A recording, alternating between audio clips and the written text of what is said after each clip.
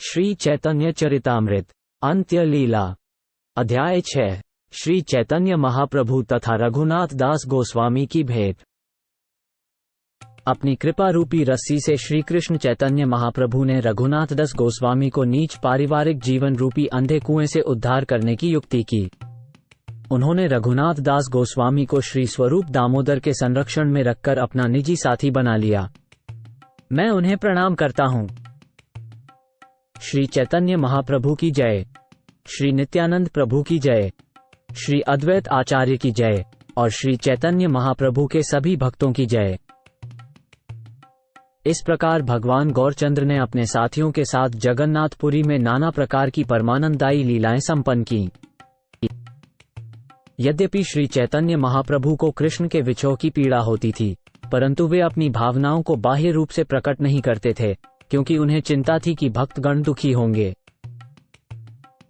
जब महाप्रभु कृष्ण से वियोग के कारण उत्पन्न गहरे दुख को प्रकट करते, तो उनमें जो विकार और परिवर्तन आते, उनका वर्णन नहीं किया जा सकता। जब महाप्रभु को कृष्ण के वियोग का दर्द बहुत तेजी से सताता, तब श्री रामानंद राय द्वारा सुनाई गई कृष्ण कथा और स्वरूप दामोदर के मधुर गीत ही उन्हें जीवित रखते थे। दिन के समय विभिन्न भक्तजनों के साथ रहने के कारण श्री महाप्रभु का मन कुछ समय के लिए अन्यत्र लगा रहता, परंतु रात्रि के समय कृष्ण की विरह पीड़ा तेजी से बढ़ने लगती। दो व्यक्ति, रामानंद राय और स्वरूप दामोदर गोस्वामी, प्रभु के साथ उनके साथ रहते थे, जो उनकी इच्छानुसार उनके सुख के लिए कृष्ण लीला के बारे में विभिन्न श्लोक सुनाकर और उपयुक्त गीत गाकर उन्हें प्रसन्न करते थे। पूर्वकाल में जब भगवान कृष्ण स्वयं मौजूद थे, तब उनके ग्वाल मित्र सुबल उन्हें तब सुख देते थे जब वे राधा रानी का विरह अनुभव करते थे। उसी प्रकार रामानंद राय ने श्री चैतन्य महाप्रभु को सुख देने में सहायता की। पूर्वकाल में जब श्रीमती राधा रानी को कृष्ण से विरह की पीड़ा होती, तब उनकी सखी ललिता अनेक प्रकार की सहायता करके उन्हें जीवित रखती थीं। उसी प्रकार जब श्री चैतन्य महाप्रभु को राधा रानी के भाव आते, तब स्वरूप दामोदर गोस्वामी उन्हें जीवित रखने में उनकी सहायता करते थे। श्री चैतन्य महाप्रभु के अत्यंत घनिष्ठ तथा विश्वसनीय मित्रों के रूप में प्रसिद्ध रामानंद राय और स्वरूप दामोदर गोस्वामी के सौभाग्य का वर्णन करना अत्यंत ही कठिन है। महाप्रभु इस तरह अपने भक्तों के साथ जीवन का आनंद लेते थे। हे श्री चैतन्य महाप्रभु के भक्तों, अब सुनिए कि रघुनाथ दास गोस्वामी किस तरह महाप्रभु से मिले। जब रघुनाथ दास गृहस्थ जीवन में रहते हुए श्री चैतन्य महाप्रभु से मिलने शांतिपुर गए, तब महाप्रभु ने अपनी अकारण कृपा से उन्हें उपयुक्त शिक्षा दी। तथाकथित वैरागी बनने की बजाय रघुनाथ दास ने प्रभु की शिक्षाओं का पालन करते हुए अपने घर लौटकर एक संसारी व्यक्ति की तरह व्यवहार किया। रघुनाथ दास अपने गृहस्थ जीवन से भी भीतर से पूरा वैराग्य रखते थे, लेकिन उन्होंने अपने वैराग्य को बाहर से प्रकट नहीं किया। इसके विपरीत वे एक सामान्य व्यापारी की तरह व्यवहार करते रहे। ये देखकर उनके माता पिता संतुष्ट थे। जब रघुनाथ दास को संदेश मिला कि भगवान श्री चैतन्य महाप्रभु मथुरापुरी से लौट आए हैं, तो उन्होंने प्रभु के चरणों में जाने का यत्न किया। उस काल में एक मुसलमान अधिकारी सप्तग्राम से कर संग्रह करता था। जब रघुनाथ दास के ताऊ हिरण्य दास ने सरकार के साथ कर वसूली का समझौता किया, तो मुसलमान चौधरी, जिसका पद अब खतरे में था, वो उससे बहुत जलने लगा। हिरण्यदास 20 लाख रुपए इकट्ठा करता था, इसलिए उसे सरकार को 15 लाख रुपए देने चाहिए थे, लेकिन वो केवल 12 लाख रुपए ही देता था और इस तरह 3 लाख रुपए का अतिरिक्त लाभ उठाता था। ये देखकर मुसलमान चौधरी, जो कि तुर्क था, उसका प्रतिद्वंदी बन गया। सरकारी खजाने को गुप्त हिसाब भेजने के बाद चौधरी कार्यकारी मंत्री को ले आया। हिरण्यदास को पकड़ने चौधरी आया था, लेकिन वे घर छोड़कर चले गए थे। अतः चौधरी ने रघुनाथ दास को गिरफ्तार कर लिया। रोजाना वो मुसलमान रघुनाथ दास को फटकारता और उनसे कहता, अपने पिता और उनके बड़े भाई को ले आओ, नहीं तो तुम्हें सजा दी जाएगी। चौधरी उन्हें पीटना चाहता था, मगर जब वो रघुनाथ के मुख की ओर देखता, तो उसका मन बदल जाता और वो उन्हें पीट नहीं पाता था। निश्चय ही चौधरी रघुनाथ दास से भयभीत था, क्योंकि रघुनाथ दास कायस्थ समुदाय के थे। यद्यपि चौधरी उन्हें मुंह से ही डांटता फटकारता था, किंतु उन्हें पीटने से डरता था। इस दौरान रघुनाथ दास को बच निकलने की एक युक्ति सूझी, इसलिए उन्होंने मुसलमान चौधरी के चरणों में विनती की, हे महोदय, मेरे पिता और उनके बड़ भाई जी दोनों आपके भाई हुए। सभी भाई आए दिन किसी न किसी बात को लेकर लड़ते रहते हैं। कभी कभी भाई आपस में झगड़ते हैं, तो कई बार वे एक दूसरे से बहुत प्यार भरा व्यवहार करते हैं। ऐसे बदलाव कब आ जाएं, इसका कोई भरोसा नहीं। इसलिए मुझे पूरा यकीन है कि आज आप लड़ाई कर रहे हैं, लेकिन कल आप तीनों भाई शांति के साथ एक साथ बैठे होंगे। मैं अपने पिता का पुत्र हूं और मैं आपका भी पुत्र हूं। मैं आप पर निर्भर हूं और आप मेरा पालन पोषण करते हैं। पालन करने वाले व्यक्ति के लिए ये उचित नहीं कि वो अपने द्वारा पाले गए व्यक्ति को दंड दे। आप सभी शास्त्रों के जानकार हैं। बिना शक के आप एक जिंदा संत के समान हैं। रघुनाथ दास की दयालु वाणी सुनकर उस मुसलमान के दिल में नरमी आ गई। वो रोने लगा और उसके आंसुओं की धारा उसकी दाढ़ी पर बहने लगी। मुसलमान चौधरी ने रघुनाथ दास से कहा, आज से तुम मेरे बेटे हो। मैं आज किसी भी तरह तुम्हें मुक्त करा कर रहूंगा। मंत्री को जानकारी देने के बाद चौधरी ने रघुनाथ दास को छोड़ दिया और तब उनसे अत्यंत स्नेहपूर्वक बातें करने लगा। उसने कहा, तुम्हारे ताऊ पिता का बड़ा भाई मंदबुद्धि हैं। वो 8 लाख रुपयों का आनंद लेता है, लेकिन क्योंकि मैं भी उसका भागीदार हूं, इसलिए उसे उसका कुछ हिस्सा मुझे भी देना चाहिए। अब जाओ और मेरे और तुम्हारे ताऊ के बीच मुलाकात का प्रबंध करो। जो भी वो ठीक समझे वही करने दो। मैं उसके फैसले पर पूरी तरह से निर्भर रहूंगा। रघुनाथ दास ने अपने ताऊ और चौधरी की भेंट करवाई। उन्होंने झगड़े को सुलझा दिया और सब कुछ शांतिपूर्ण हो गया। इस प्रकार रघुनाथ दास ने ठीक 1 वर्ष एक कुशल व्यापारी प्रबंधक के रूप में व्यतीत किया, पर अगले वर्ष उन्होंने फिर से घर छोड़ने का निश्चय किया। एक रात उन्होंने अकेले उठकर जाना चाहा और निकल भी गए, लेकिन उनके पिता ने उन्हें दूर ही दूर धर दबोचा और वापस ले आए। ये लगभग 1 रोज का काम हो गया था। रघुनाथ घर से भाग जाते थे और उनके पिता उन्हें फिर से घर ले जाते थे। तब रघुनाथ दास की मां ने अपने पति से निम्न बात कही। मां ने कहा, हमारा बेटा पागल हो गया है, उसे रस्सी से बांध कर रखो। उनके पिता बहुत दुखी होकर अपनी पत्नी से बोले, हमारे पुत्र रघुनाथ दास को इंद्र के समान ऐश्वर्य तथा अप्सराओं के सदृश सुंदरी पत्नी का सौभाग्य प्राप्त है, किंतु ये सब भी उनके विरक्त मन को रोक नहीं सका। इस बालक को रस्सियों से बांधकर घर में कैसे रख सकते हैं? किसी के पिता के लिए भी यह संभव नहीं है कि किसी के पुराने कर्मों के फल को रद्द कर दे। श्री चैतन्य महाप्रभु ने उस पर पूरी कृपा बरसाई है। उस चैतन्य चंद्र के दीवाने को कौन घर में रख सकता है? तब रघुनाथ दास ने एक विचार किया और अगले दिन वे नित्यानंद गोस्वामी के पास गए। पानिहाटी गांव में रघुनाथ दास जी की मुलाकात नित्यानंद प्रभु से हुई थी, जिनके साथ कई कीर्तन करने वाले सेवक और अन्य लोग भी थे। नित्यानंद प्रभु गंगा नदी के किनारे एक वृक्ष के नीचे एक शिला पर बैठे हुए थे। वे प्रतीत हो रहे थे ऐसे जैसे लाखों सूर्य एक साथ उदय हो रहे हों। नित्यानंद प्रभु के चारों ओर जमीन पर बैठे अनगिनत भक्त उन्हें घेर रहे थे। नित्यानंद प्रभु के प्रभाव को देखकर रघुनाथ दास आश्चर्यचकित हो गए। दूर स्थान पर रघुनाथ दास ने दंड प्रणाम किया और नित्यानंद प्रभु के सेवक ने संकेत दिया, रघुनाथ दास आपको प्रणाम कर रहा है। ये सुनकर भगवान नित्यानंद प्रभु ने कहा, तू एक चोर है। अब तू मुझसे मिलने आया है। इधर आ, इधर आ। आज मैं तुझे सजा दूंगा। प्रभु ने उन्हें पुकारा, परंतु रघुनाथ दास उनके पास नहीं गए। फिर प्रभु ने उन्हें बलपूर्वक पकड़ लिया और उनके सिर पर अपने चरण कमल रख दिए। प्रभु नित्यानंद स्वभाव से अति दयालु एवं हास्य प्रिय थे। दयालु होने के कारण वे रघुनाथ दास से इस प्रकार बोले, तुम चोर की तरह हो, क्योंकि निकट आने के बजाय तुम हमेशा दूर रहते हो। अब जब मैंने तुम्हें पकड़ लिया है तो मैं तुम्हें सजा दूंगा। तुम्हारा उत्सव हो और मेरे सभी संगियों को दही और चूड़ा खिलाना। ये सुनकर रघुनाथ दास खुश हो गए। रघुनाथ दास ने तत्काल ही अपने आदमियों को गांव में भेजकर हर प्रकार के खाने पीने का सामान खरीद कर लाने को कहा।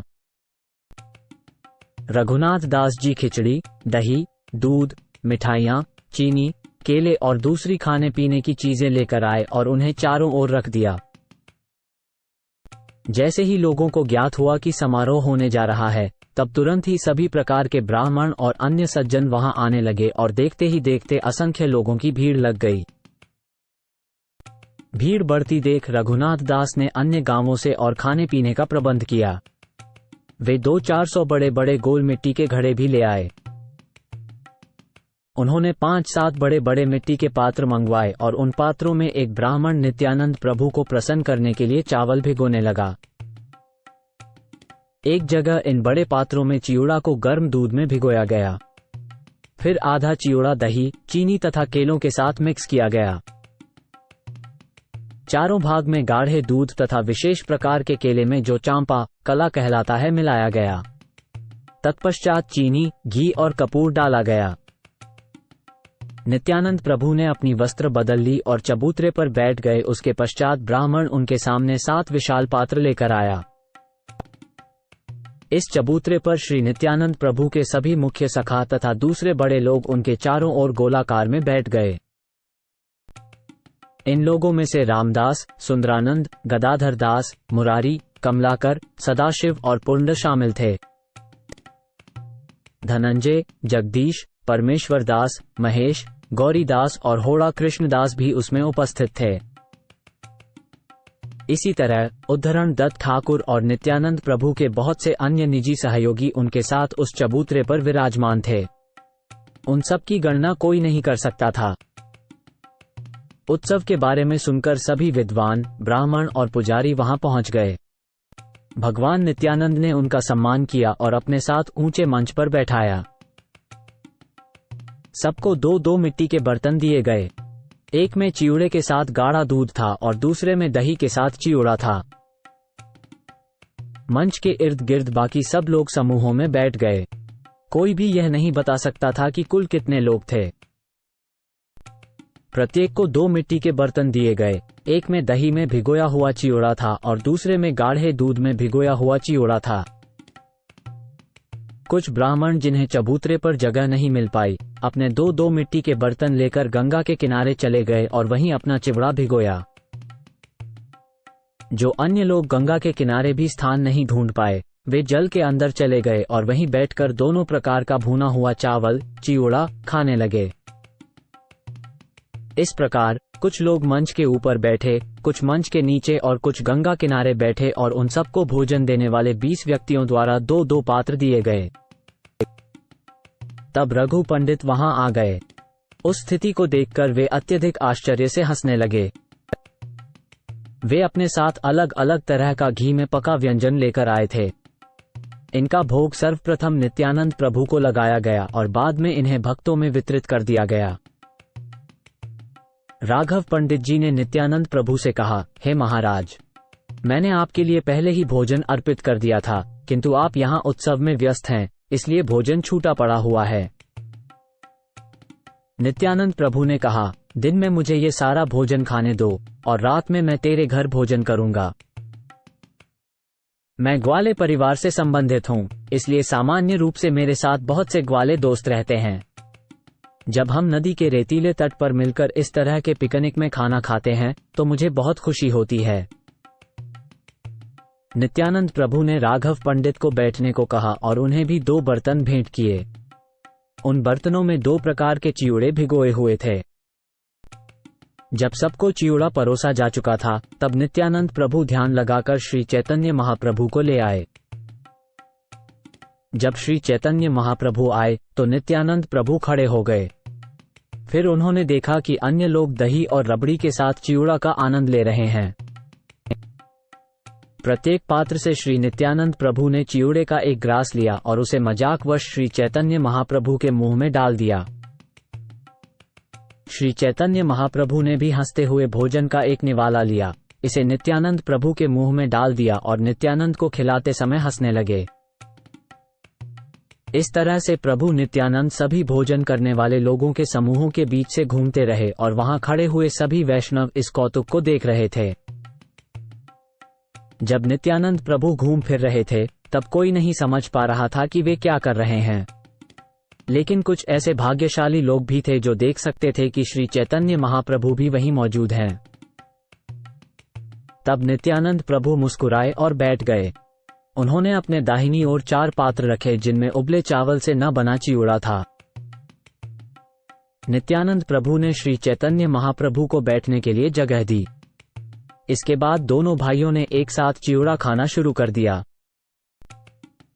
चैतन्य महाप्रभु को अपने साथ भोजन करते देखकर नित्यानंद प्रभु बहुत प्रसन्न हुए और अनेक प्रकार के भावावेश प्रदर्शित करने लगे।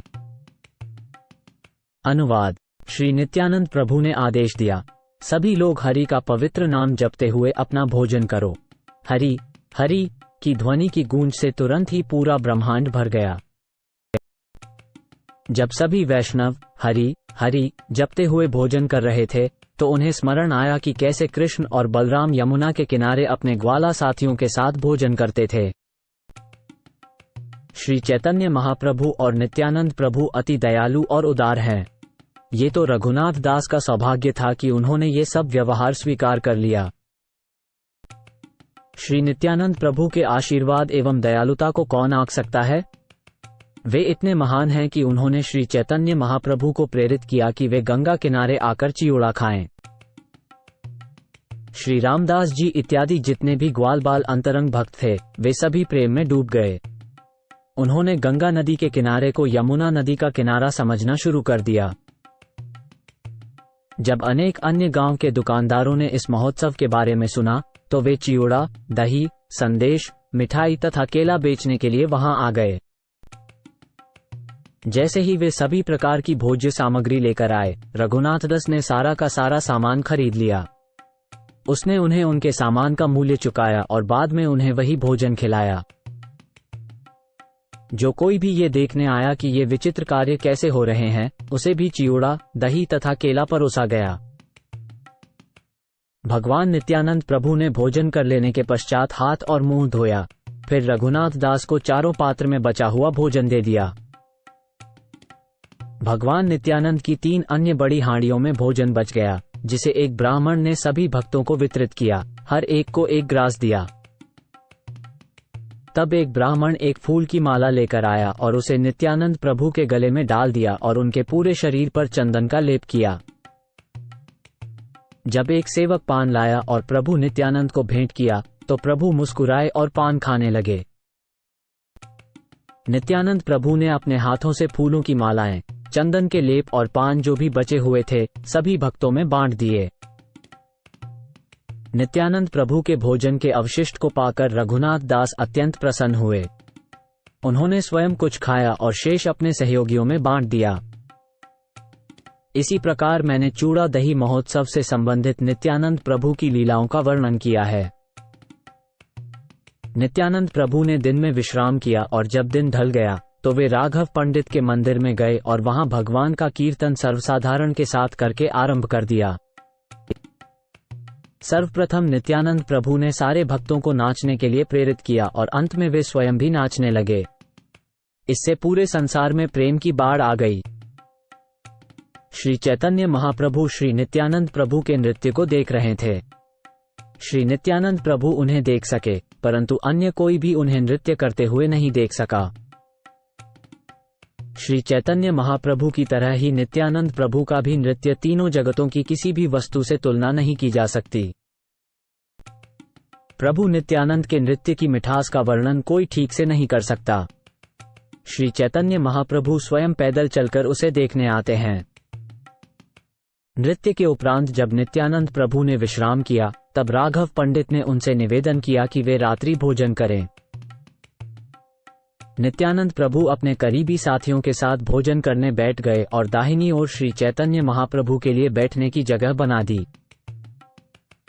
श्री चैतन्य महाप्रभु वहां आ पहुंचे और अपने आसन पर बैठ गए। ये देखकर राघव पंडित को प्रसन्नता हुई।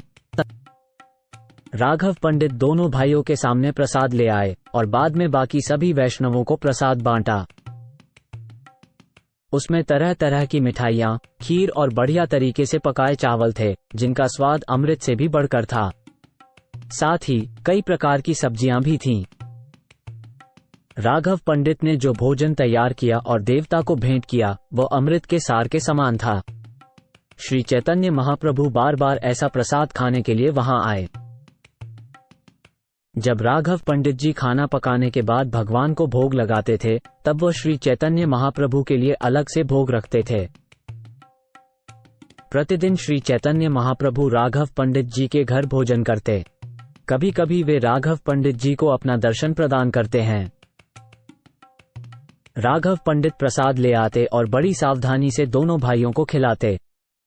वे सारा प्रसाद खा लेते, इसलिए कोई बचा हुआ नहीं रहता था।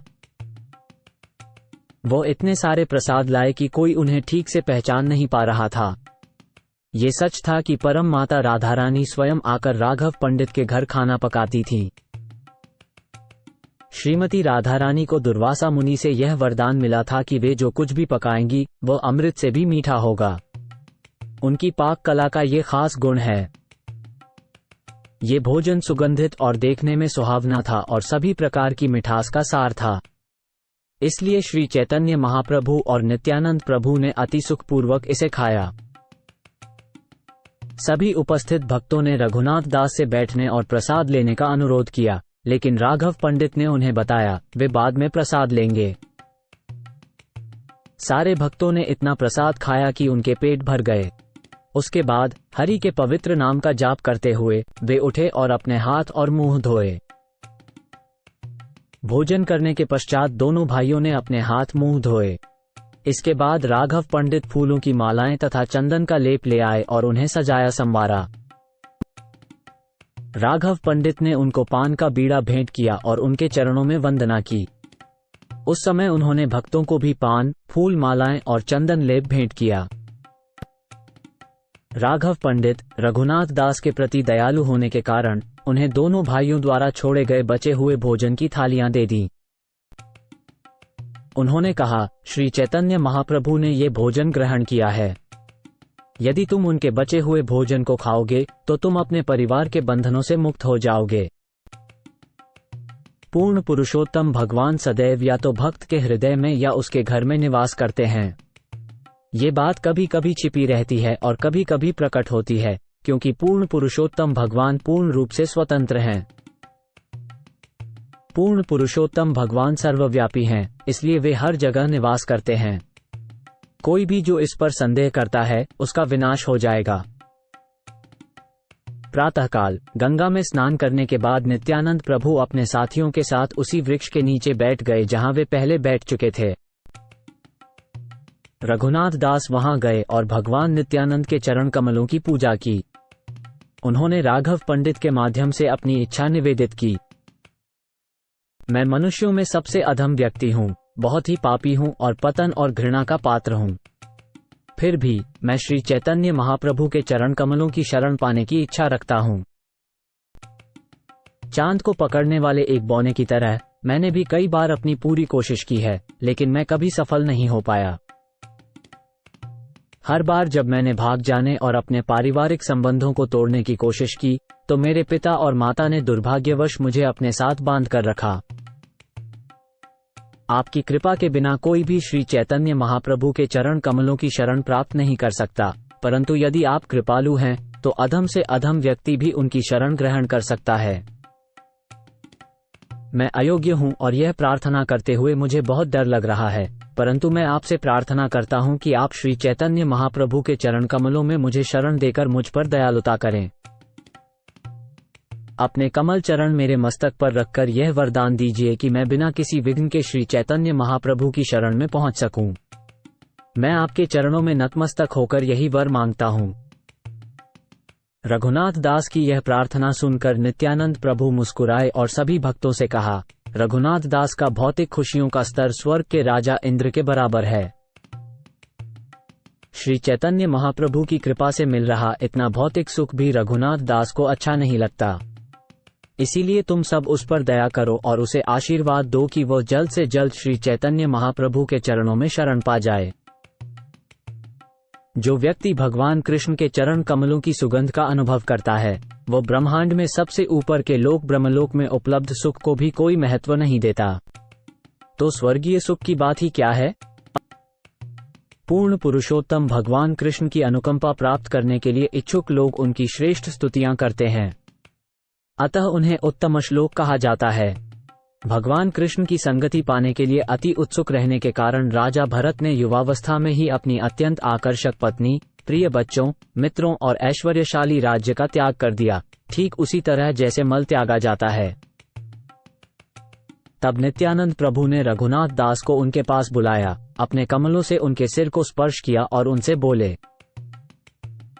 हे रघुनाथ दास, तुमने गंगा नदी के तट पर भोजन की व्यवस्था कर रखी है। श्री चैतन्य महाप्रभु सिर्फ इसीलिए यहाँ आए हैं जिससे आप पर अपनी कृपा बरस सकें। अपने अथाह दयाभाव से उन्होंने चिवड़ा और दूध खाया। इसके बाद रात में भक्तों का नृत्य देखने के बाद उन्होंने रात्रि भोज किया। श्री चैतन्य महाप्रभु गौरहरि तुम्हारे उद्धार के लिए खुद आए हैं। अब जान लो कि तुम्हारे बंधन के सभी अवरोध दूर हो गए हैं। श्री चैतन्य महाप्रभु तुम्हें अपने अत्यंत गोपनीय अंतरंग सेवकों में से एक बना देंगे। इस तरह तुम श्री चैतन्य महाप्रभु के चरण कमलों की शरण में आ जाओगे। सुनिश्चित होकर तुम अपने घर लौट जाओ। जल्दी ही तुम श्री चैतन्य महाप्रभु के चरणों में आश्रय पालोगे। श्री नित्यानंद प्रभु ने रघुनाथ दास को सभी भक्तों से आशीर्वाद दिलवाया और रघुनाथ दास ने उन सब के चरण कमलों में अपनी श्रद्धा अर्पित की। नित्यानंद प्रभु और उसके पश्चात अन्य सभी वैष्णवों से आज्ञा प्राप्त करके रघुनाथ दास ने राघव पंडित के साथ गुप्त विचार विमर्श किया। राघव पंडित से सलाह मशवरा करके उन्होंने गुप्त रूप से नित्यानंद प्रभु के कोषाध्यक्ष को 100 सोने के सिक्के और लगभग 7 तोला सोना सौंप दिया।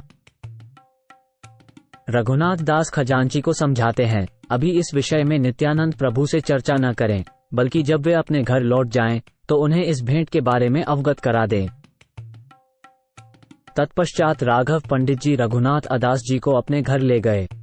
उन्हें भगवान के दर्शन करा के उन्होंने रघुनाथ अदास जी को एक माला और चंदन का लेप दिया। उन्होंने रघुनाथ दास को रास्ते में खाने के लिए बहुत सारा प्रसाद दे दिया। तब रघुनाथ दास ने फिर से राघव पंडित से कहा, मैं नित्यानंद प्रभु के चरण कमलों की पूजा के रूप में उनके भक्तों, सेवकों और अनुयायियों को कुछ धन देना चाहता हूं। जैसा आप उचित समझें, उनमें से हर एक को 20, 15, 12, 10 या 5 सिक्के दे दो। रघुनाथ दास ने दिए जाने वाले धन की राशि का लेखा जोखा निकाला और उसे राघव पंडित को सौंप दिया, जिसके बाद उन्होंने एक सूची बनाई जिसमें यह दर्शाया गया था कि प्रत्येक भक्त को कितनी राशि दी जानी है। रघुनाथ दास ने अत्यधिक विनम्रतापूर्वक राघव पंडित के सामने अन्य सभी भक्तों को देने के लिए 100 स्वर्ण मुद्राएं और लगभग 2 तोला सोना रख दिया।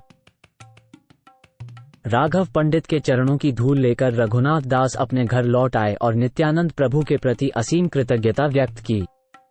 नित्यानंद प्रभु ने रघुनाथ दास को अपना कृपापूर्ण आशीर्वाद देकर उन्हें धन्य बना दिया था। उस दिन से वो घर के अंदरूनी हिस्से में जाने के बजाय दुर्गा मंडप, जहां मां दुर्गा की पूजा की जाती थी, में सोने लगे। किंतु पहरेदार पूर्ण सावधानी से पहरा देते थे। रघुनाथ दास कई तरह के उपाय सोच रहे थे जिससे वे रक्षकों की चौकसी से बच निकलें। उस समय बंगाल के सभी भक्तजन भगवान चैतन्य महाप्रभु के दर्शन करने के लिए जगन्नाथपुरी जा रहे थे। रघुनाथ दास उनके साथ नहीं जा सकते थे क्योंकि वे बहुत प्रसिद्ध थे, जिससे उन्हें तुरंत पकड़ लिया जाता। इस प्रकार रघुनाथ दास ने किस प्रकार भाग निकला जाए इस पर गहन चिंतन किया और एक रात जब वो दुर्गा मंडप में सो रहे थे, तभी पुरोहित यदुनंदन आचार्य घर के भीतर गए। उस समय रात्रि के केवल 4 प्रहर बचे थे। यदुनंदन आचार्य रघुनाथ दास के पुरोहित और आध्यात्मिक गुरु थे। हालांकि उनका जन्म एक ब्राह्मण परिवार में हुआ था, परंतु उन्होंने वासुदेव दत्त की दया स्वीकार की और वैष्णव धर्म अपनाया। यदुनंदन आचार्य को अद्वैत आचार्य जी से दीक्षा मिली थी। इसी वजह से वो भगवान चैतन्य महाप्रभु को अपने जीवन और प्राण मानते थे। जब यदुनंदन आचार्य रघुनाथ दास के आंगन में पधारे तो रघुनाथ दास उनके चरणों में नतमस्तक हुए। यदुनंदन आचार्य के एक शिष्य अर्चा विग्रह की पूजा करते आ रहे थे, किंतु उनकी वो पूजा छूट गई। यदुनंदन आचार्य चाहते थे कि रघुनाथ दास उसे वही सेवा पुनः करने के लिए प्रेरित करें। यदुनंदन आचार्य ने रघुनाथ दास से प्रार्थना की, किसी तरह उस ब्राह्मण को फिर से सेवा करने के लिए तैयार करो, क्योंकि उसके सिवा कोई दूसरा ब्राह्मण नहीं है जो ये सेवा कर सके।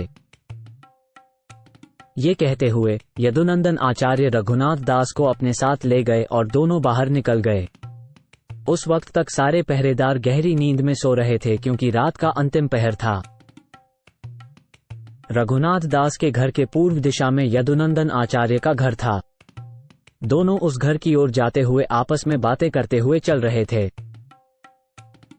आधा रास्ता पार करके रघुनाथ दास ने अपने गुरु के चरणों में निवेदन किया, मैं उस ब्राह्मण के घर जाऊंगा और उसे लौटने के लिए मनाऊंगा तथा उसे आपके घर भेज दूंगा। आप निश्चिंत होकर घर जा सकते हैं। आपकी आज्ञा के अनुसार मैं उस ब्राह्मण को मानने के लिए राजी कर लूंगा। इस अनुरोध के साथ उनकी अनुमति लेकर रघुनाथ दास ने जाने का निश्चय किया। रघुनाथ दास ने मन ही मन सोचा, भाग निकलने का ये सबसे बढ़िया मौका है, क्योंकि इस बार मेरे साथ नौकर चाकर या पहरेदार कोई भी नहीं है। इस तरह विचार करते हुए वो पूरब की दिशा की ओर तेजी से बढ़ने लगा। कभी कभी वो घूमकर पीछे देखता, लेकिन कोई भी उसका पीछा नहीं कर रहा था। श्री चैतन्य महाप्रभु और नित्यानंद प्रभु के चरण कमलों का ध्यान करते हुए उन्होंने आम रास्ता छोड़ दिया और उस गौण रास्ते से होकर, जो सामान्यतः उपयोग में नहीं लिया जाता था, तीव्र गति से आगे बढ़ने लगे। गांव से गांव जाने का सामान्य रास्ता छोड़कर वे जंगलों से होकर निकल गए, अपने प्राणों और हृदय से श्री चैतन्य महाप्रभु के चरण कमलों का चिंतन करते हुए।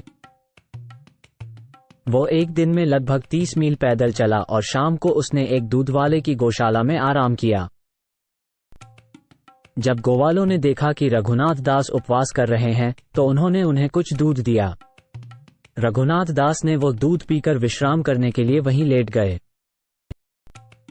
रघुनाथ दास के घर जब नौकर और पहरेदार ने उन्हें वहां नहीं देखा, तो तुरंत ही वे उनके गुरु यदुनंदन आचार्य के पास उनके बारे में पूछने गए। यदुनंदन आचार्य ने कहा, वो मेरी अनुमति लेकर घर लौट गया। इस तरह वहां एक कोलाहल की आवाज उठ गई, क्योंकि हर कोई चिल्ला रहा था कि अब रघुनाथ वापस चला गया है। रघुनाथ दास के पिता ने कहा, अब बंगाल के सभी भक्त भगवान श्री चैतन्य महाप्रभु के दर्शन करने जगन्नाथपुरी चले गए हैं। रघुनाथ दास उनके साथ भाग गया है। 10 लोग तुरंत उसे पकड़ने के लिए जाएं और उसे वापस ले आएं। रघुनाथ दास के पिता ने शिवानंद सेन को एक पत्र लिखा और उनसे बहुत विनती की, कृपया मेरे बेटे को मेरे पास लौटा दो। झांकरा में 10 व्यक्ति वैष्णवों के एक समूह के साथ शामिल हो गए, जो नीलाचल की ओर यात्रा कर रहे थे। उस पत्र को देने के पश्चात उन लोगों ने शिवानंद सेन से रघुनाथ दास के बारे में पूछताछ की, किंतु शिवानंद सेन ने उत्तर दिया कि वो यहाँ नहीं आया।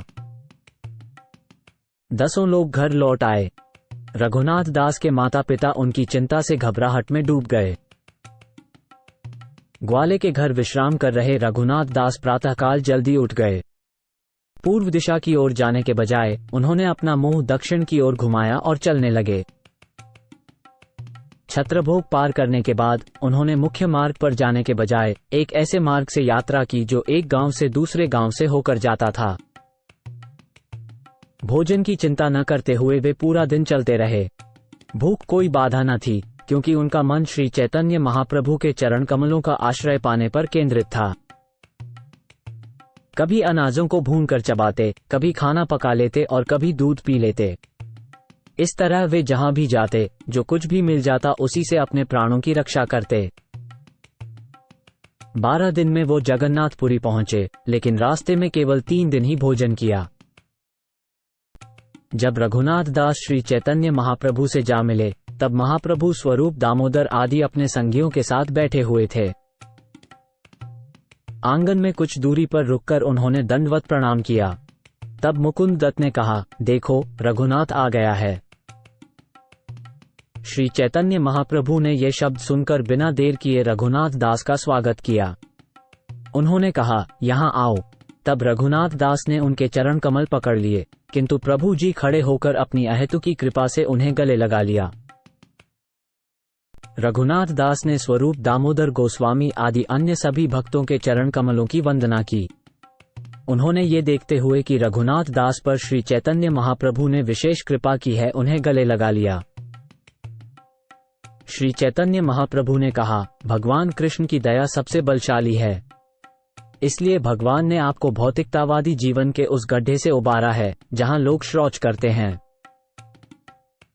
रघुनाथ दास ने मन ही मन उत्तर दिया, मैं नहीं जानता कि कृष्ण कौन है।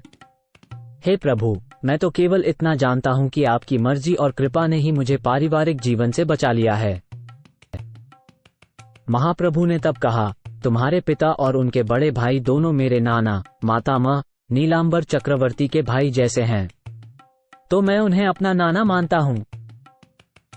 तुम्हारे पिता और उनके बड़े भाई चूंकि नीलांबर चक्रवर्ती के छोटे भाई हैं, इसलिए मैं इस तरह से परिहास कर सकता हूं। हे रघुनाथ दास, तुम्हारे पिता और ताऊ भौतिक भोग की नाली के कीटों की तरह हैं। वे मल का सेवन अपना सुख मानते हैं, क्योंकि भौतिक भोग का विष ही उनकी खुशियों का कारण है। अपने पिता और चाचा के बावजूद ब्राह्मणों को दान देने और उनकी बड़ी मदद करने के बावजूद वे शुद्ध वैष्णव नहीं हैं। हाँ, वे लगभग वैष्णवों जैसे हैं। जो लोग सांसारिक सुखों में लिप्त हैं और आध्यात्मिक जीवन के प्रति अज्ञानी हैं, वे ऐसे कर्म करते हैं जिसके परिणामस्वरूप उन्हें अपने कर्मों के फलस्वरूप जन्म और मृत्यु के चक्र में बंधे रहना पड़ता है। भगवान कृष्ण ने अपनी इच्छा से तुम्हें इस घृणित भौतिक जीवन से मुक्त कर दिया है, इसलिए भगवान कृष्ण की अकारण दया का गुणगान नहीं किया जा सकता। 12 दिनों की यात्रा और उपवास के कारण रघुनाथ दास को दुर्बल और मैला कुचैला देखकर निस्सीम कृपा से श्री चैतन्य महाप्रभु का हृदय गल गया और उन्होंने स्वरूप दामोदर से कहा। उन्होंने कहा, हे प्रिय स्वरूप, मैं इस रघुनाथ दास को तुम्हें सौंपता हूं। कृपया इसे अपने बेटे या नौकर के रूप में स्वीकार करो। अब मेरे साथ 3 रघुनाथ हैं। आज से ये रघुनाथ स्वरूपे रघु, स्वरूप दामोदर के रघु के नाम से पहचाने जाएंगे। ये कहते हुए श्री चैतन्य महाप्रभु ने रघुनाथ दास का हाथ पकड़ लिया और उन्हें स्वरूप दामोदर गोस्वामी के हाथों में सौंप दिया। स्वरूप दामोदर गोस्वामी ने रघुनाथ दास को स्वीकार करते हुए कहा, हे श्री चैतन्य महाप्रभु, आप जो भी आज्ञा देंगे वो मुझे मंजूर है। इसके बाद उन्होंने फिर से रघुनाथ दास को गले लगा लिया। श्री चैतन्य महाप्रभु के अपने भक्तों के प्रति स्नेह को मैं अच्छे से व्यक्त नहीं कर सकता। रघुनाथ दास के प्रति दयालु होते हुए महाप्रभु ने गोविंद से इस तरह कहा। रघुनाथ दास जी ने रास्ते में बहुत दिन उपवास किया है और बहुत तकलीफें उठाई हैं, इसलिए कुछ दिनों तक इनका बहुत ध्यान रखना है ताकि ये जी भर के खा सकें। तब श्री चैतन्य महाप्रभु रघुनाथ दास से बोले, समुद्र में स्नान करो, उसके बाद मंदिर में भगवान जगन्नाथ के दर्शन करो और फिर यहाँ लौटकर भोजन करो। इतना कहकर श्री चैतन्य महाप्रभु उठे और भोजन करने चले गए और रघुनाथ ने वहां मौजूद सभी भक्तों से मुलाकात की। श्री चैतन्य महाप्रभु की रघुनाथ दास पर अहेतुक कृपा देखकर सभी भक्त आश्चर्यचकित हो गए और उनके सौभाग्य की सराहना की। रघुनाथ दास ने समुद्र में स्नान करके भगवान जगन्नाथ के दर्शन किए। इसके बाद वो श्री चैतन्य महाप्रभु के निजी सेवक गोविंद के पास वापस आ गए। गोविंद ने रघुनाथ जी को श्री चैतन्य महाप्रभु जी की पत्तल में बचा हुआ प्रसाद दिया, जिसे उन्होंने अति खुश होकर ग्रहण किया। रघुनाथ दास जी स्वरूप दामोदर गोस्वामी जी की देखरेख में रहे और गोविंद 5 दिनों तक उन्हें श्री चैतन्य महाप्रभु का प्रसाद देते रहे। छठे दिन से रघुनाथ दास सिंह द्वार पर खड़े होकर पुष्प अर्पित करने के बाद, जिसमें भगवान को फूल चढ़ाए जाते हैं, भिक्षा मांगना शुरू कर दिया। जगन्नाथ जी के कई सेवक, जिन्हें विषयी कहा जाता है, अपना नियत कार्य पूरा होने के बाद रात में अपने घर वापस लौट आते हैं। यदि कोई वैष्णव सिंह द्वार पर खड़ा होकर भिक्षा मांग रहा हो तो वे उस पर दया करते हैं और दुकानदारों से व्यवस्था करवाते हैं कि उसे खाने के लिए कुछ दे दें। इसलिए यह एक ऐसी रीति है जो सदियों से चली आ रही है कि जिस भक्त के पास जीवन यापन का कोई अन्य साधन नहीं होता, वो सेवकों से भिक्षा प्राप्त करने के लिए सिंहद्वार पर खड़ा रहता है। इस प्रकार एक पूर्ण रूप से आश्रित वैष्णव पूरे दिन प्रभु का पवित्र नाम जपता रहता है और पूरी स्वतंत्रता के साथ भगवान जगन्नाथ के दर्शन करता है। भिक्षुगण की कुछ वैष्णव खाने पीने के शिविरों से भिक्षा मांगकर जो मिलता है वो खाते हैं, जबकि कुछ अन्य रात के समय सिंहद्वार पर खड़े होकर सेवकों से भिक्षा मांगते हैं। परित्याग ही वो मौलिक सिद्धांत है जो श्री चैतन्य महाप्रभु के भक्तों के जीवन का आधार है। इस परित्याग को देखकर पूर्ण पुरुषोत्तम भगवान श्री चैतन्य अत्यधिक संतुष्ट होते हैं। गोविंद श्री चैतन्य महाप्रभु से कहने लगे, रघुनाथ अब यहाँ प्रसाद नहीं लेता। अब वो सिंहद्वार पर खड़ा रहता है, जहाँ वो खाने के लिए कुछ भीख मांग लेता है। जब श्री चैतन्य महाप्रभु ने ये सुना तो वे अतिशय तृप्त हुए। उन्होंने कहा, रघुनाथ दास ने बड़ा अच्छा किया है। उसने एक वैरागी को उचित कर्म किया है। वैरागी को चाहिए कि वो सदैव भगवान के पवित्र नाम का जाप करे। उसे भिक्षा मांगकर खाना चाहिए और इस तरह अपना जीवन निर्वाह करना चाहिए। वैरागी सन्यासी को दूसरों के ऊपर निर्भर नहीं रहना चाहिए। अगर वो ऐसा करता है तो वो असफल होगा और कृष्ण उसे नहीं अपनाएंगे। वैरागी को अगर अलग अलग तरह के स्वाद चखने की इच्छा रहती है तो उसकी साधना नष्ट हो जाएगी और वो जीभ के स्वाद का गुलाम बनकर रह जाएगा। वैराग्य धर्म का पालन करने वाले का कर्तव्य है कि वह हमेशा हरे कृष्ण मंत्र का जप करे। उसे अपने पेट को किसी भी उपलब्ध सब्जी, पत्ते, फल और जड़ से संतुष्ट करना चाहिए। जो जीभ का दास होता है और इस प्रकार अपने जननांग तथा पेट के प्रति समर्पित होकर इधर उधर भटकता रहता है, वो कृष्ण को प्राप्त नहीं कर सकता। अगले दिन रघुनाथ दास ने अपने कर्तव्य के बारे में स्वरूप दामोदर जी के चरण कमलों में पूछा। उन्होंने कहा, मुझे नहीं मालूम मैंने गृहस्थ जीवन छोड़ा क्यों है। क्या है मेरा धर्म? कृपा करके उपदेश दीजिए। रघुनाथ दास कभी भी प्रभु के सामने कोई शब्द नहीं बोलते थे। इसके बजाय वे स्वरूप दामोदर गोस्वामी और गोविंद के माध्यम से प्रभु को अपनी इच्छाएं बताते थे। अगले दिन स्वरूप दामोदर गोस्वामी ने श्री चैतन्य महाप्रभु से निवेदन किया, रघुनाथ दास आपके चरणों में ये कहना चाहता है, मुझे अपना धर्म, कर्तव्य अथवा जीवन ध्येय नहीं मालूम, अतः आप कृपा करके स्वयं अपने दिव्य मुख से मेरा उपदेश करें। मुस्कुराते हुए श्री चैतन्य महाप्रभु ने रघुनाथ दास से कहा, मैंने पहले ही स्वरूप दामोदर गोस्वामी जी को तुम्हारा शिक्षक नियुक्त कर दिया है। उनसे तुम अपना कर्तव्य सीख सकते हो और उसका पालन करने की विधि भी। वे मुझे अधिक जानते हैं। यदि फिर भी आप मुझसे विश्वास और प्यार के साथ निर्देश लेना चाहते हैं तो आप निम्नलिखित शब्दों से अपने कर्तव्यों को निश्चित कर सकते हैं। आम लोगों की तरह न तो बोलो और न उनकी बातें सुनो, न ही स्वादिष्ट भोजन करो और न ही सुंदर वस्त्र पहनो। कभी सम्मान की आशा न करें, किंतु दूसरों को सम्मानपूर्ण व्यवहार दें। हमेशा भगवान कृष्ण के पवित्र नाम का जप करें और अपने मन में वृंदावन वासी राधा और कृष्ण की सेवा करें। मैंने संक्षेप में तुम्हें मेरी सीख दे दी है। अब तुम उनके विषय में स्वरूप दामोदर से विस्तार से जान सकते हो। जो अपने आप को घास से भी छोटा समझता है, जो पेड़ से भी ज्यादा सहनशील है और जो अपने लिए सम्मान की चाहत नहीं रखता बल्कि दूसरों को सम्मान देने को तैयार रहता है, वह भगवान के पवित्र नाम का कीर्तन सरलता से कर सकता है। ये सुनकर रघुनाथ दास ने श्री चैतन्य महाप्रभु के चरण कमलों में प्रार्थना की और महाप्रभु ने वात्सल्यपूर्वक उनका आलिंगन किया। श्री चैतन्य महाप्रभु ने उन्हें फिर से स्वरूप दामोदर को सौंप दिया। इस प्रकार रघुनाथ दास स्वरूप दामोदर गोस्वामी के साथ बहुत ही गोपनीय सेवा करने लगे। इस बार बंगाल से समस्त भक्त आ पहुंचे और श्री चैतन्य महाप्रभु पूर्ववत उन सभी से हार्दिक प्रेम से मिले। पहले की तरह उन्होंने भक्तों के साथ मिलकर गुंडीचा मंदिर की सफाई की और बगीचे में वन भोज किया। रघुनाथ दास को देखकर और भक्तों के साथ प्रभु फिर से रथ यात्रा उत्सव के दौरान नृत्य कर रहे थे। ये देखकर रघुनाथ दास आश्चर्यचकित हो गए। जब रघुनाथ दास ने समस्त भक्तों से मुलाकात की तो अद्वैत आचार्य ने उन पर कृपा करके उनका बहुत मान बढ़ाया। वे शिवानंद सेन से भी मिले, जिन्होंने उन्हें सूचित किया कि तुम्हारे पिता ने तुम्हें ले जाने के लिए 10 लोग भेजे थे। उन्होंने मुझे एक खत भेजकर कहा कि तुम्हें लौटा दूं, परंतु जब उन 10 बंदों को तुम्हारे बारे में कोई खबर न मिली तो वे झांकरा से वापस अपने घर चले गए।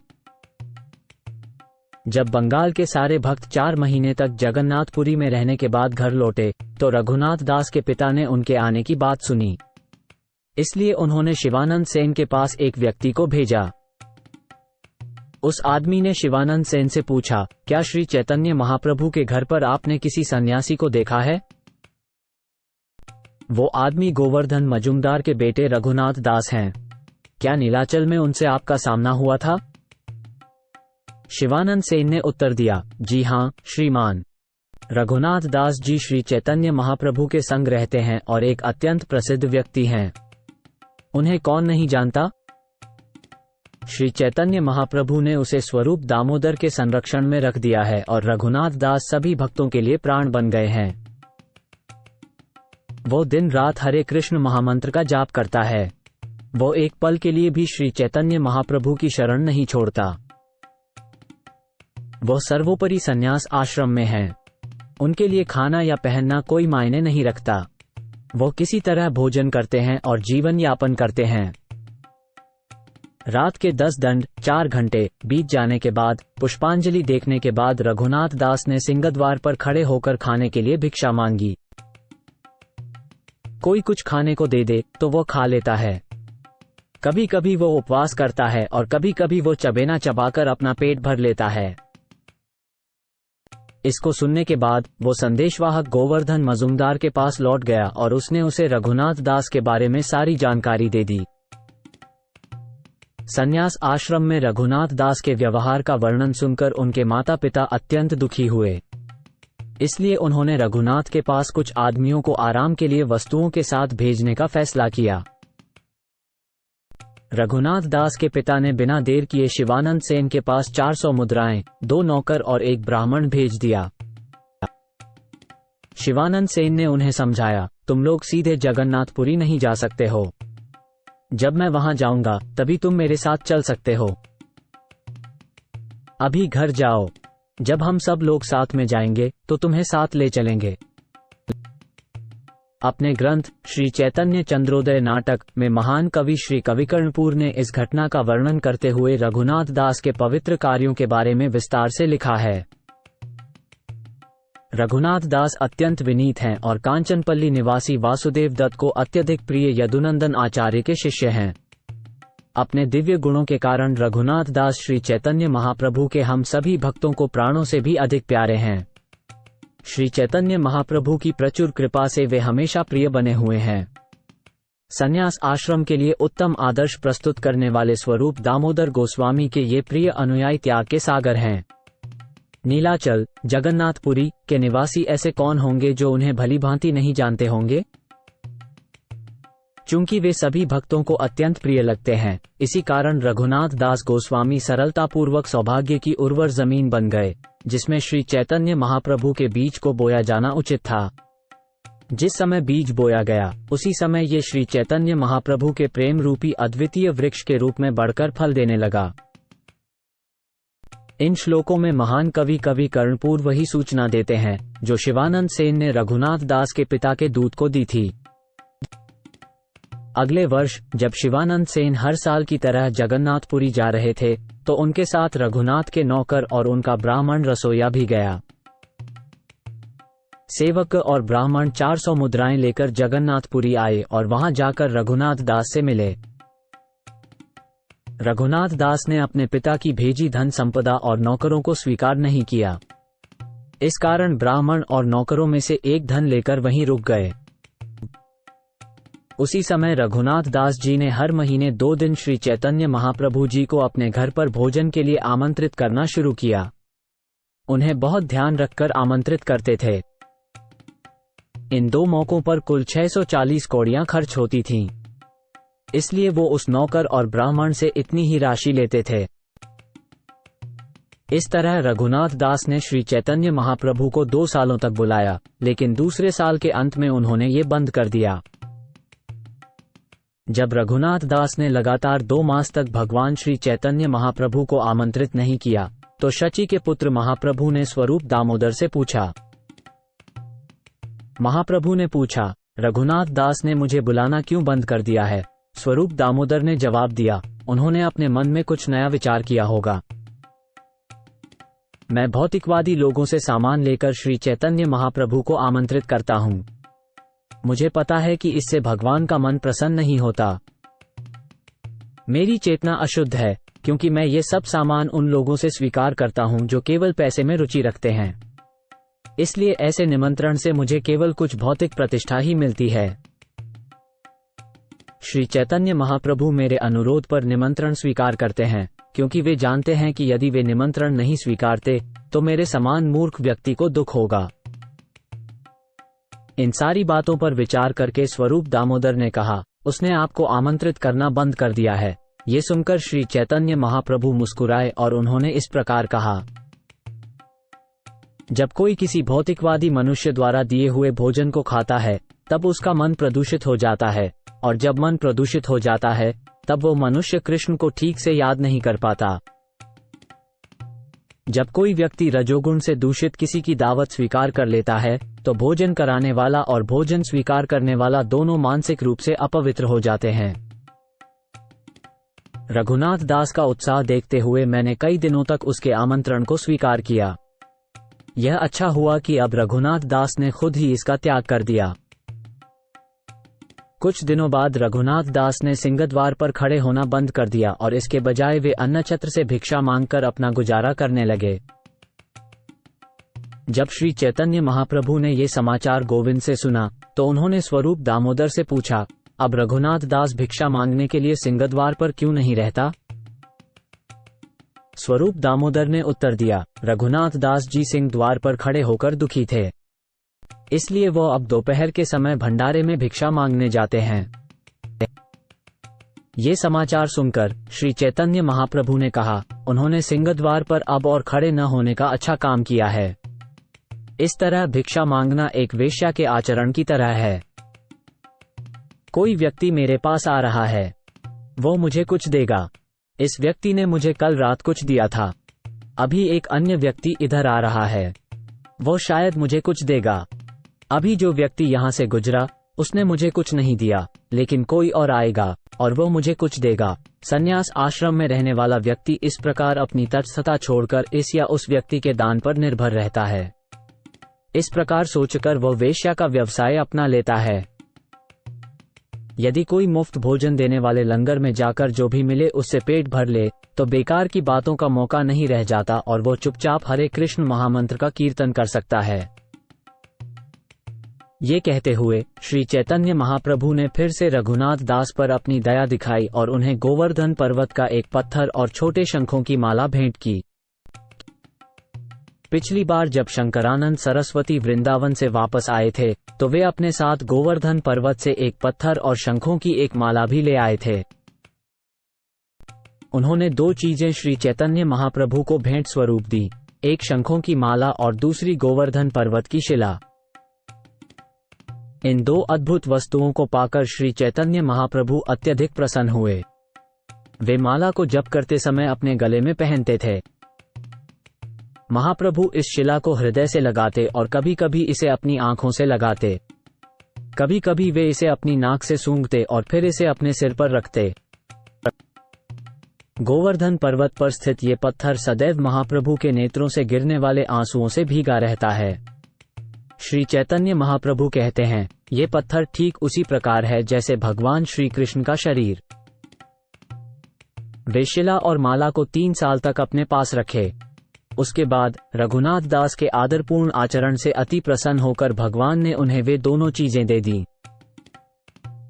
श्री चैतन्य महाप्रभु ने रघुनाथ दास को आदेश दिया कि ये पत्थर भगवान श्री कृष्ण का दिव्य और पवित्र स्वरूप है, अतः इसकी पूजा अत्यधिक श्रद्धा और उत्सुकता के साथ करनी चाहिए। श्री चैतन्य महाप्रभु ने बोला, तुम एक सिद्ध ब्राह्मण की तरह सत्वगुण से इस पत्थर की पूजा करो, क्योंकि ऐसी पूजा से तुम तुरंत कृष्ण के प्रति भावभरी भक्ति अवश्य प्राप्त कर सकते हो। ऐसी पूजा के लिए एक लोटा पानी और तुलसी के पेड़ की कुछ पत्तियां चाहिए।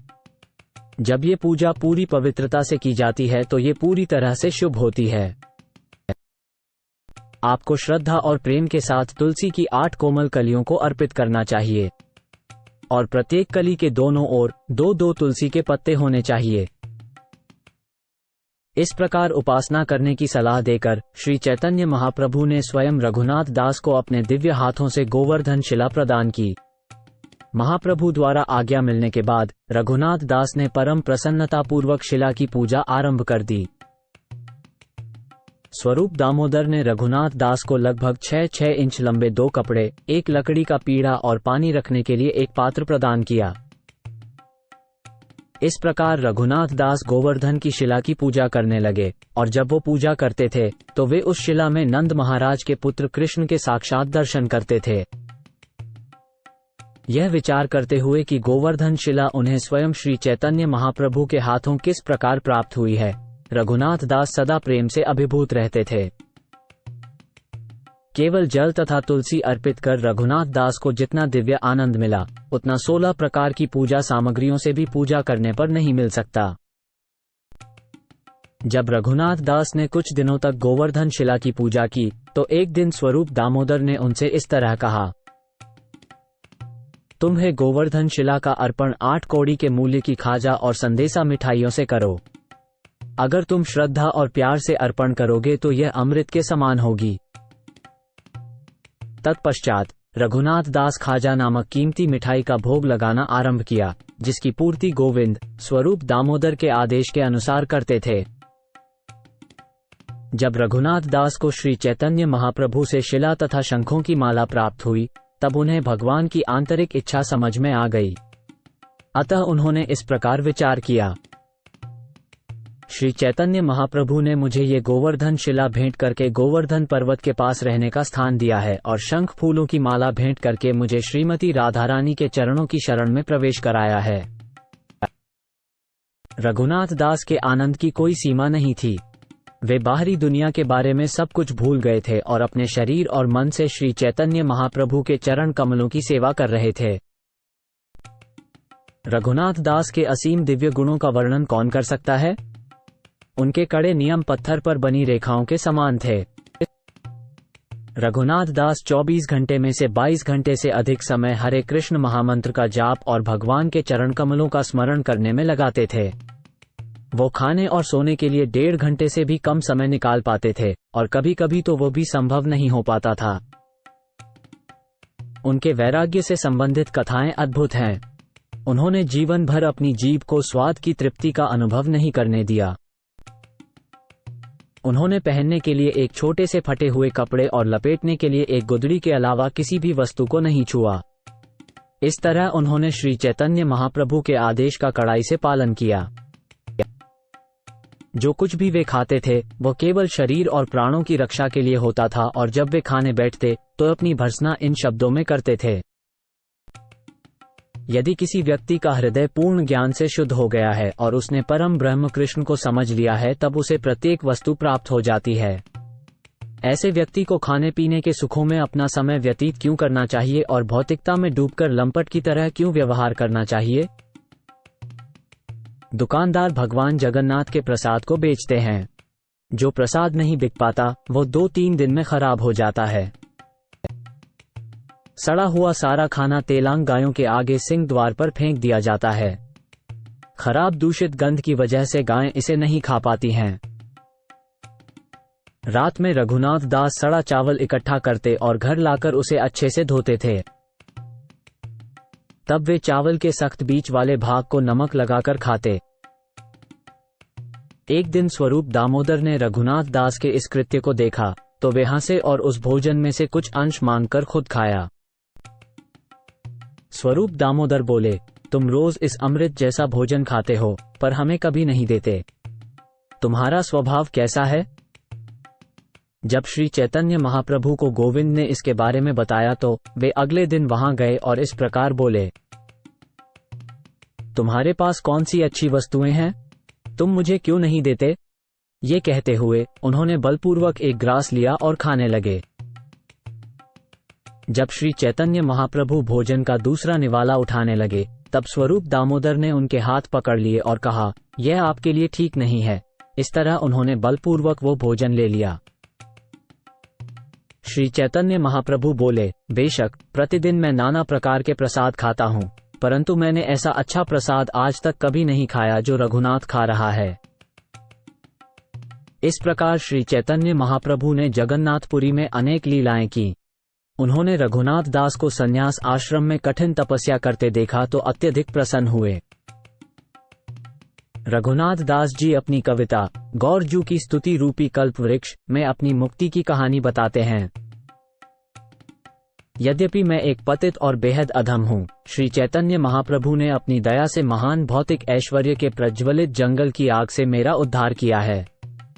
उन्होंने मुझे परम प्रसन्नता से अपने निजी संगी स्वरूप दामोदर को सौंप दिया। महाप्रभु ने मुझे अपनी छाती पर रखी हुई गुंजामला और गोवर्धन की शिला दी, यद्यपि वे वस्तुएं उन्हें अत्यंत प्रिय थीं। ऐसे श्री चैतन्य महाप्रभु मेरे हृदय के भीतर प्रकट होकर मुझे अपने प्रेम में पागल कर देते हैं। इस तरह मैंने रघुनाथ दास और भगवान श्री चैतन्य महाप्रभु की मुलाकात का वर्णन किया है। जो कोई भी इस घटनावली को सुनता है, उसे श्री चैतन्य महाप्रभु के चरण कमलों की प्राप्ति होती है। श्री रूप और श्री रघुनाथ के चरण कमलों की वंदना करते हुए और उनकी कृपा की कामना करते हुए उनके चरणों का अनुसरण करते हुए मैं कृष्णदास श्री चैतन्य चरितामृत का वर्णन कर रहा हूँ।